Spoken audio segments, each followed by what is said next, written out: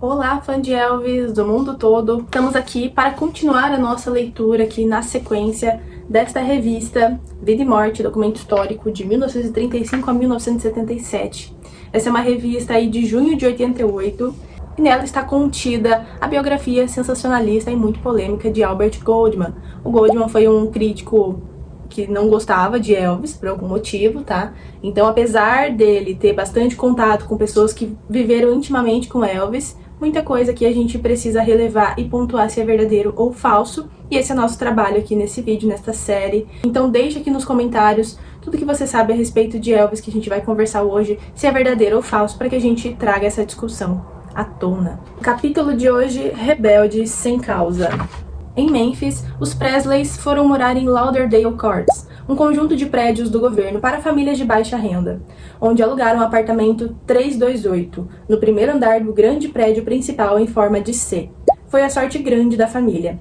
Eles mudaram em maio de 1949, depois de passarem o inverno numa velha casa infestada de baratas, onde habitavam um único quarto e cozinhavam num fogareiro. Agora em Courts, eles pagavam o mesmo aluguel, $35 mensais, por um apartamento de 2 cômodos e muito confortável. O aluguel era pago de acordo com a seguinte fórmula: um mês de aluguel era igual a uma semana de salário e quem ganhasse mais de $3.000 anuais tinha que sair.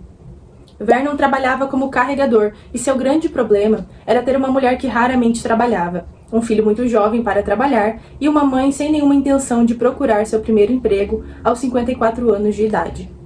Minnie May havia ido morar com Vernon logo que este conseguiu seu novo apartamento. Ela tinha se divorciado de Jesse em 1947, depois de 34 anos de casada.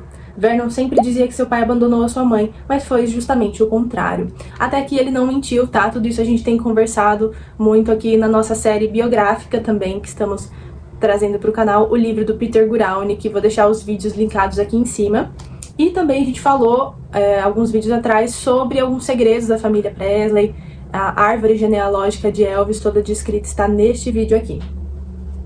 Quando se mudaram para o seu novo lar, Elvis estava quase completando o 9º grau na escola Humes High School, um colégio vocacional na rua Manassas, a 20 minutos de caminhada de Lauderdale Courts.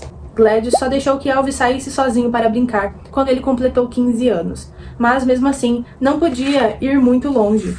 Foi quando Elvis começou a sair com uma garota magrinha chamada Betty McMahon, sua vizinha do 3º andar. O par namorou por quase um ano, saindo todo sábado à tarde para ir ao cinema. Betty preferiria ir dançar no salão da igreja St. Mary, mas jamais conseguiu fazer com que seu namorado aprendesse o 2 pra lá, 2 pra cá. Elvis era dessas pessoas que só sabiam dançar sozinhas. De noite, quando o tempo estava quente, Elvis sentava-se nas escadas do prédio depois do jantar e entretinha seus vizinhos cantando e tocando violão. Todos gostavam de ouvi-lo e davam a maior força, mas ele era muito tímido. Nas festas, por exemplo, Elvis insistia em só cantar quando todas as luzes estivessem apagadas.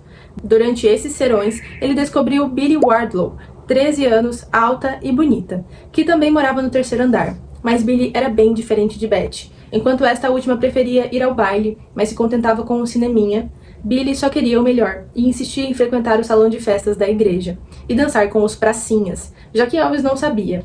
Essa atitude logo pôs fim ao breve romance. Elvis não gostava nada de ver Billie nos braços de outro rapaz. Quando chegou a hora da despedida, ele tinha lágrimas nos olhos.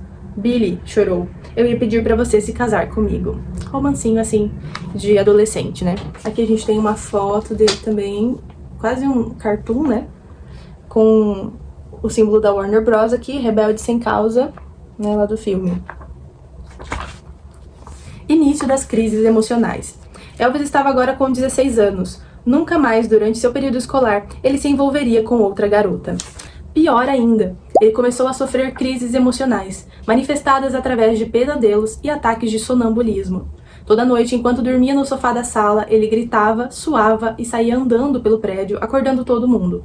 Qualquer família comum que visse o filho nesse estado levaria-o ao médico imediatamente, mas os Presleys não eram pessoas comuns, eram caipiras. Uma gente acostumada com o estranho e o inexplicável. Assim associaram o comportamento de Elvis com os pesadelos que seu pai também tinha, e concluíram que isso era hereditário e simplesmente inevitável. Elvis também começou a ter problemas na escola, por causa da primeira grande manifestação de seu gênio criador. Num dia de verão em 1951, ele se decidiu finalmente a mudar o penteado do cabelo, depois de muitas experiências anteriores. Billie Wardlow recorda-se de que certa vez ela foi à casa do namorado depois da escola e viu sua mãe lhe fazendo uma permanente. Outra vez, Billie levou um susto quando Elvis apareceu com um penteado em estilo moicano. Uma faixa de cabelo correndo pelo meio da cabeça, igual à moda punk atual. Agora, todas essas experiências iriam conduzi-lo à criação de uma obra-prima. Ele sempre à frente aí do seu tempo, né? Elvis foi até o salão de beleza e mandou o atônito cabeleireiro cortar seu cabelo no estilo Tony Curtis, que tinha visto num filme. Também já tinha deixado suas costeletas crescerem. Como seu cabelo não parava no lugar, ele comprou uma lata de Royal Crown, uma brilhantina muito popular entre os negros. E de tanto usá-la, seu cabelo quase loiro começou a escurecer. Só faltavam as roupas, camisas em cores brilhantes e calças pretas com frisos verde-limão ou amarelos. Sua fase rosa e preto só aconteceria aos 20 anos. Realmente teve essa fase aí, né? Estava pronto o visual. Essa metamorfose marca o verdadeiro início de sua carreira como herói da cultura pop. Embora ele ainda estivesse há anos do rock and roll e da Sun Records, já estava muito próximo da clássica imagem de Elvis Presley. Quando voltou à escola, depois das férias de verão, todo mundo caiu matando em cima dele. Mas apesar de toda a pressão, Elvis não mudou seu visual. Sua recusa em se conformar e voltar a ser o que era antes tem sido glorificada há décadas como o grande ato de rebeldia do rock and roll. Mas será mesmo? Aqui imagens de seu estilo, né? Esse cabelo dele é muito lindo mesmo. Quero ser o cara mais filha da puta que existir. Pi, põe aí. Hedy West, que estudava na mesma escola, conta em seu livro Elvis What Happened. Tenho esse livro aqui, ó, nessa versão surradinha. Que uma vez entrou no banheiro masculino e viu Elvis em apuros. 5 ou 6 garotos estavam sobre ele, rindo e gozando do seu cabelo, que eles queriam cortar. Elvis estava apavorado, seu rosto de criança pedia por socorro. Red era barra pesada e disse que se quisessem cortar o cabelo de Elvis, teriam de cortar o seu também. Os caras deram para trás e Elvis estava salvo. O que realmente ocorreu com Elvis quando ele adotou esse visual revolucionário foi o nascimento de uma segunda e reprimida personalidade, a do delinquente juvenil. No começo, esse Elvis trasviado era só uma fachada, um topete e algumas roupas incrementadas. Mas as roupas fazem o homem. E 5 anos mais tarde, Elvis estaria sentindo-se tão bem com a sua nova personalidade que até começou a brincar com armas. É tipo uma persona, digamos assim, né, que ele criou. O primeiro revólver que pegou foi para dar o tiro de largada numa corrida em Memphis. Nos anos finais de sua vida, Elvis iria possuir um pequeno arsenal de armas mortais e seria faixa preta 7º grau em karatê. O cara foi longe. Em seu último projeto para um filme, que não chegou a ser concretizado, ele iria representar um agente antinarcótico, disfarçado de professor de karatê. Quando o roteirista do filme pediu a ele algumas sugestões sobre seu personagem, Elvis respondeu: "Quero ser o cara mais filha da p que existir." Mas enquanto posava de jovem trasviado, Elvis estava determinado a ser um patrulheiro rodoviário, o bandido e o mocinho. Elvis interpretaria ambos os papéis pelo resto da vida. É o yin yang dele aqui o tempo todo. Entre essas duas personalidades contraditórias, entretanto, começou a nascer o artista. Até o último ano de escola, ele cantava e tocava apenas para seus vizinhos. Mas, certo dia, ao saber que Elvis cantava, sua professora pediu-lhe para trazer seu violão e cantar alguma coisa durante uma festinha no colégio, um piquenique em classe. Nunca soube que Elvis sabia cantar, recorda-se a professora Mildred Scrivener. Mas naquele dia, enquanto todos brincavam na sala, Elvis sentou-se e começou a cantar. Devagar, os outros estudantes foram juntando-se ao seu redor. Ele tinha muito magnetismo. Quando a senhorita Scrivener foi encarregada de organizar o show anual da escola, claro que ela pediu a Elvis que se apresentasse. O show era uma espécie de concurso. Cada um dos 30 jovens inscritos cantaria um número. E quem recebesse os maiores aplausos seria declarado vencedor e voltaria ao palco para uma segunda canção. Na grande noite, todos queriam vencer e ser aclamados. Elvis subiu ao palco vestindo uma camisa vermelha, comprada especialmente para a ocasião. A música que escolheu foi a mesma de 7 anos atrás, quando tirou o segundo lugar na feira de Tupelo, Old Ship. A plateia ficou impressionada com o talento de Elvis e cobriu de aplausos. Não restavam dúvidas sobre quem era o vencedor. A senhorita Scrivener teve que empurrá-lo para o palco. "É você, Elvis, você ganhou. Volte lá e cante outra canção." Quando tudo estava terminado, Elvis não se conteve. "Eles gostam de mim, Miss Scrivener. Eles gostam mesmo de mim. Ele sabe imitar qualquer um. Frank Sinatra, Jim Martin." Quando os Blackwoods, um quarteto vocal de gospel muito popular na região, mudou-se para Memphis em 1950, escolheram como sua igreja a primeira Assembleia de Deus, a mesma que os Presleys frequentavam. Cecil Blackwood, irmão mais novo de um dos cantores do quarteto, passou a frequentar o catecismo dominical e ficou amigo de Elvis, que se enturmou com os músicos. Depois que descobriu o gospel branco, era natural que Elvis se interessasse pelo gospel negro, muito popular nas rádios de Memphis e completamente diferente do gospel branco. O black gospel era o alicerce da soul music, que nesse histórico momento era a força mais vital do novo rhythm and blues, que seria a base do rock and roll. Ao concluir a escola em 53, Elvis decidiu que queria ser um cantor de gospel. Graças a Cecil Blackwood, que havia entrado no Songfellows, um recém-formado quarteto vocal, uma espécie de sucursal juvenil dos Blackwoods, ele passou a acompanhar o grupo em suas viagens, só por curtição. Até que numa noite, quando estavam todos no carro voltando para casa, Cecil sugeriu que Elvis poderia cantar com eles. Por que não? Disse um dos rapazes. Ele sabe imitar qualquer um, Frank Sinatra, Jim Martin. A partir de então, Elvis seria sempre convidado a cantar com os Songfellows.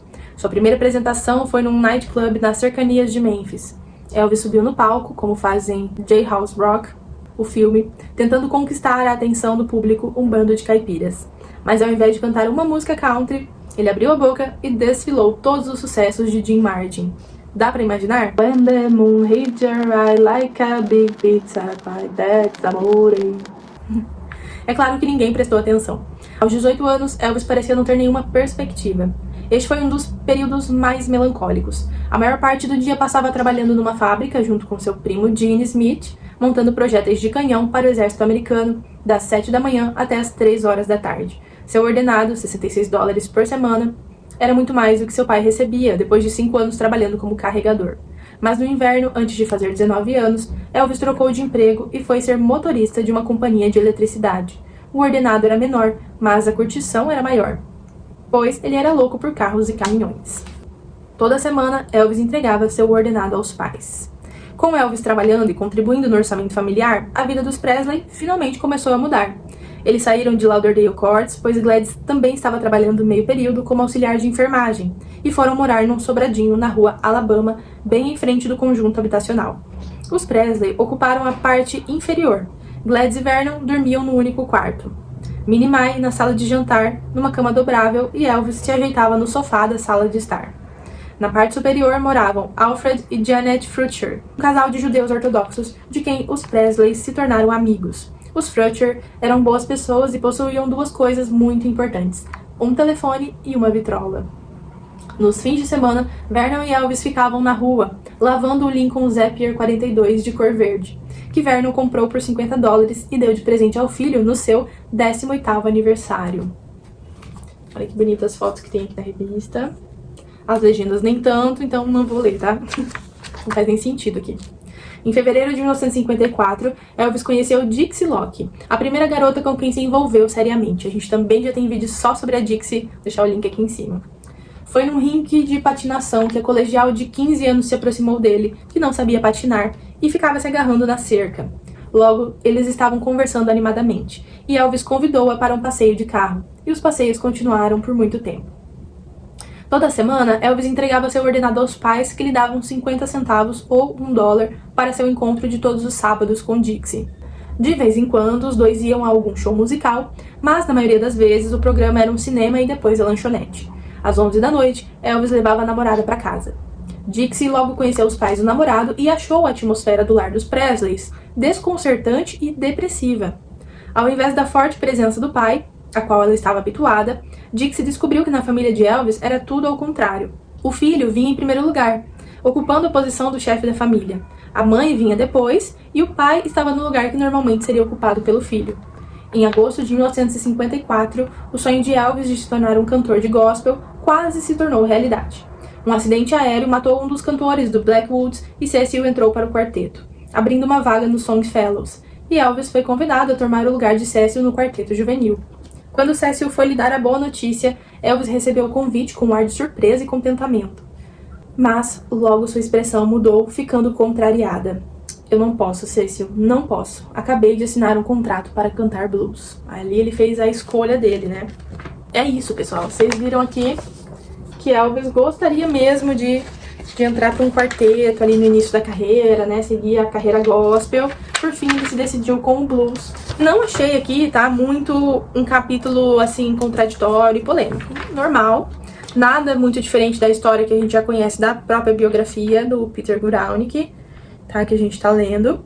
Eu só fiquei um pouco em dúvida quanto a essa relação deles dele com esse quarteto, né, com os Blackwoods, mas eles sim estão fazendo parte da história de Elvis. Eu só não sei se nesse período mesmo que o Albert Goldman relata aqui, se foi nessa sequência de eventos, tá? Somente isso. Mas fora essa relação aqui, tudo está batendo. Vocês concordam com este capítulo, com essa revista? Deixe seus comentários aqui embaixo e siga o canal para mais vídeos sobre essa série.